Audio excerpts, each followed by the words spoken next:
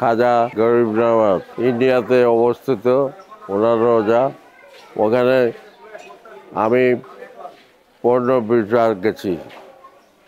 এই বিধায় আমি দেখেছি যে খাজার প্রতি অনেক শ্রদ্ধা ভক্তি আছে অনেক লোকের, কিন্তু টাকার অভাবে, ভিসার অভাবে পাগলরা যাইতে পারে না এবং ভালো মানুষও যাইতে পারে না। এটা আমি সচক্ষে দেখেছি। দেখে আমি আমার প্ল্যান করলাম যে আমার এটা একটা ড্যাগ আছে বড় খাজার ড্যাগ। এইটা খাজার ড্যাগটা দিয়েছে পরিচালক শরীর ইসলাম খোকন। উনি দিয়েছিল ডাকটা, আমি ওইটা যত্ন করে রেখেছি। তাই কান্না করতেছে খাজার জন্য, যাইবার জন্য, কিন্তু যেতে পারে নাই। এই বিধায় আমার কাছে প্রতি বছর পাগলরা আসে, কান্না করে বিচার নেওয়ার জন্য। বিচার তো সহজ ব্যাপার না, ওটা তো বোঝাতে পারি না। এর লাগে আমি মনে করছি এইটা একটা টাওয়ার নির্মাণ করবো, যে টাওয়ারটা বাংলাদেশের কোথাও নির্মাণ হয় নাই। এরকম একটা বড় টাওয়ার আমি নির্মাণ করেছি, যেটা খাজা গরিবের নওয়াজের নামে এটা উৎসর্গ করে দিয়েছি, যে উনি যেন এটা খাজার মনে করে আমরা সবাই এখানে ভক্তি শ্রদ্ধা করতে পারি।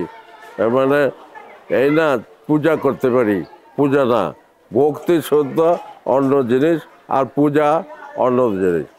আমি মনে করি সবার জন্য এটা উন্মুক্ত।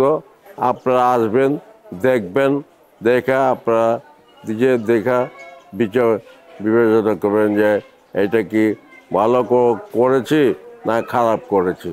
মাঝে দেয় কিছু, দেয় টাকা পয়সা দেয় কিছু, মাঝে মাঝে দেয়। আমার টাকা পয়সা একেবারে দেয় না এমন কোনো কথা না, আমার মাঝে মাঝে টাকা পয়সা দেয়। হ্যাঁ, স্যারে মাঝে মাঝে আমার টাকা পয়সা কিছু দেয়।